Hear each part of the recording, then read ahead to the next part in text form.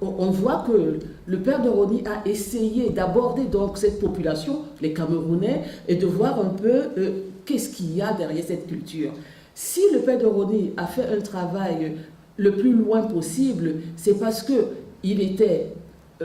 il voulait comprendre, il était curieux des autres qui étaient en face de lui, mais il partait avec une idée qui était différente des anthropologues, on peut dire classiques, qui sont malades de leur anthropologie. Et lui, il allait en disant, je veux un peu connaître qui sont ceux qui sont en face de moi. Et en face d'eux, il a pu trouver une culture digne. Je pense que la première partie de son travail, c'est de se rendre compte que les autres aussi voient.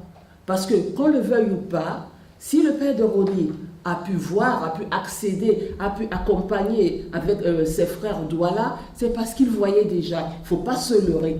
Il voyait déjà, et il voyait parce qu'il était jésuite ignatien. Beaucoup de gens ne savent pas, d'accord, de toute façon, qu'est-ce qu'on dit souvent en Afrique, que les jésuites sont des sorciers.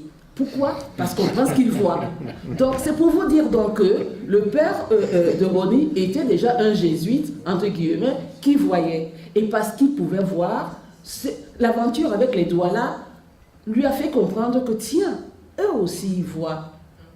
Il s'est mis à voir avec eux ce qu'il voyait, mais je vous assure, ce qu'il a vu n'a pas toujours été reluisant. C'est la raison pour laquelle, à la fin de son parcours, il a arrêté de s'intéresser, je veux dire, au traitement traditionnel. Il a commencé à prêcher le pardon.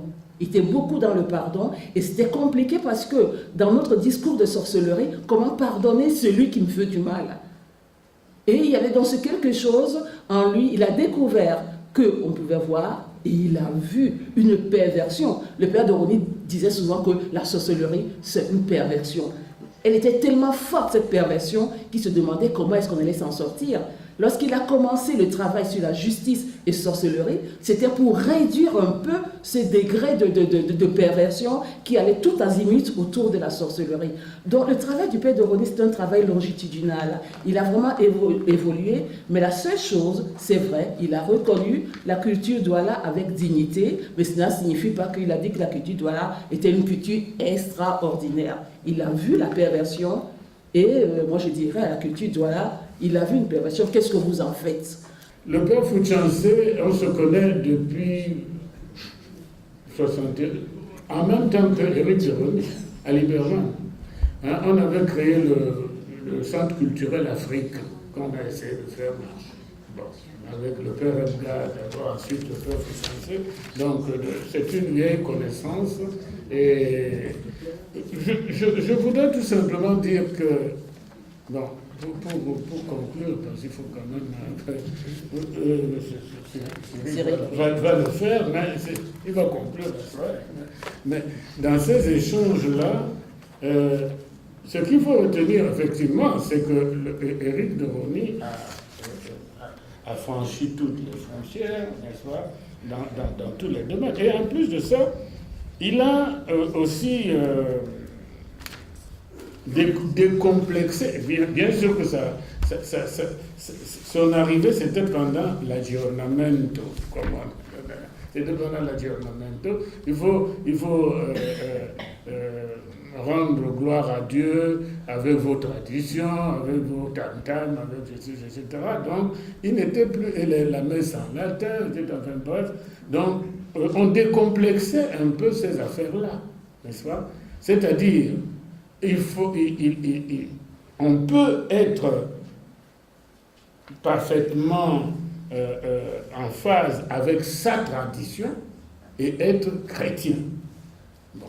Si aujourd'hui je suis avec cet homme qu'appréciait beaucoup Éric et Le Pagne, bon, je ne suis pas, ce n'est pas mon job, la tradition, non.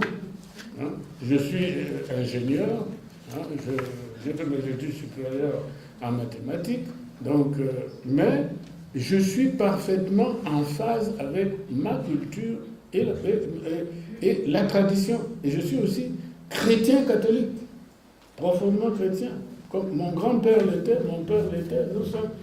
Et ça, c'est des choses qui ont frappé Éric, de voir que, bon, il y a quand même des gens qui sont bien dans leur tradition, Mais il a constaté aussi, puisqu'il a vécu tous les événements religieux de notre famille, qu'on est des chrétiens, comme les autres. En fait, à cette différence près qu'on est bantou chrétien, pas judéo-chrétien.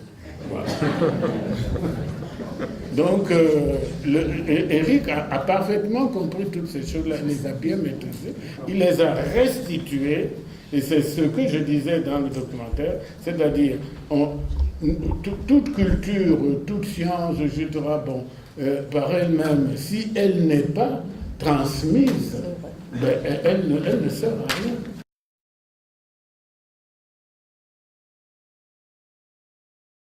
Soudain, il y a eu un désir qui est né, partagé par un certain nombre, pour se retrouver autour de la mémoire d'Éric de Rosny. Et ça a donné lieu à un week-end convivial dans le Lot. Et à cette occasion-là, nous avons discuté de ce qui pourrait être fait à l'avenir autour d'Éric de Rosny. Alors, vaste sujet. Le premier élément, c'est qu'on avait vraiment envie de se retrouver en toute amitié. Voilà, c'était la chose la plus simple, la plus importante, qui est à l'image d'Éric de Rosny, je pense. Et on a également évoqué des choses concrètes que je vais vous évoquer très rapidement. La tâche, espérons-le, pas trop immense, mais quand même un petit peu impressionnante que nous réserve l'avenir, et que d'un côté, il va y avoir probablement un groupe qui va être les Amis d'Éric de Rosny, donc qui va être ce lieu un peu de convivialité, d'organisation d'événements comme aujourd'hui. Et puis, en discutant avec des personnes du monde de la recherche qui ont côtoyé Éric de Rosny, il semble naître une idée d'une fondation Éric de Rosny, autour de laquelle, à l'intérieur de laquelle, un travail d'archivage en particulier de toute son œuvre que l'on découvre très importante. Personnellement, j'en découvre tous les jours à chaque fois que je viens à ce genre de rencontre, pour essayer, dans un premier temps, avec un petit caractère d'urgence, d'essayer de préserver les éléments qui pourraient disparaître assez vite. L'humidité, éventuellement, pour attaquer certaines choses un peu vieilles à la chambre d'Éric de Rosny au Cameroun. Et puis, dans un second temps, savoir où seraient archivés ces éléments. Également, créer un site internet sur lequel on aurait l'idée de faire apparaître au plus grand nombre soit les œuvres d'Éric de Rosny, également des médias. Il y a également beaucoup de documents radio. Il y avait de nombreuses interventions à la radio. Voilà, il y a tout un champ de travail important. À ce titre-là, je lance, alors je parle au nom du groupe Éric de Rosny, évidemment, moi je suis un neveu du père de Rosny, et à ce titre-là, on lance un appel ce soir à des personnes qui seraient de bonne volonté pour nous donner un coup de main sur un domaine ou un autre.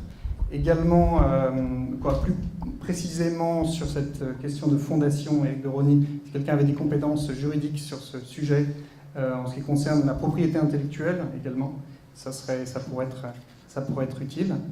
Voilà, je crois que j'ai fait à peu près le tour de ces différents points. Si certains veulent être tenus au courant des activités donc, de ce groupe que nous avons constitué, qui viennent me voir et qui me donnent leur adresse email, voilà pour ce petit détail pratique. Autre détail pratique, en ce qui concerne la rencontre d'aujourd'hui, des urnes sont à la sortie de la salle et vous pouvez mettre un petit pécule pour remercier le Centre Sèvres de nous prêter cette salle aujourd'hui. La journée de...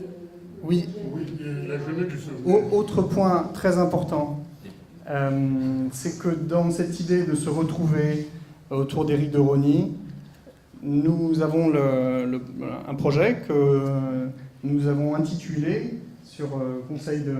Mandengue, une cérémonie du souvenir qui aura lieu au Cameroun. Nous avons discuté tout à l'heure d'une date éventuelle qui serait peut-être novembre 2014. Alors, l'idée est la suivante, c'est que la mort d'Éric de Rosny a été soudaine. Il y a eu ses funérailles, bien sûr, en France, il y a eu des cérémonies au Cameroun. Mais reste un désir de peut-être se retrouver en prenant un peu plus de temps pour s'organiser. Et donc organiser une cérémonie qui serait à la fois dans la tradition africaine et également une cérémonie chrétienne. Certaines personnes d'entre nous sont déjà partantes pour prendre l'avion et aller au Cameroun. Voilà. Et pour pouvoir faire le pont entre ces deux pays lointains et réussir à justement relever cette mission que je vous ai évoquée avant. Et associée à une journée scientifique. Et donc, il y aurait cette cérémonie du souvenir et éventuellement une journée ou des journées scientifiques avec un caractère plus de recherche au même moment, un colloque. Voilà, donc ce sont des beaux projets, c'est très enthousiasmant et on découvre qu'il y a tellement de gens qui ont aimé, qui ont une amitié forte avec Éric de Rosny qu'il y a beaucoup de bonne volonté autour de ça, donc on est confiant. Et si vous l'êtes aussi, vous êtes les bienvenus.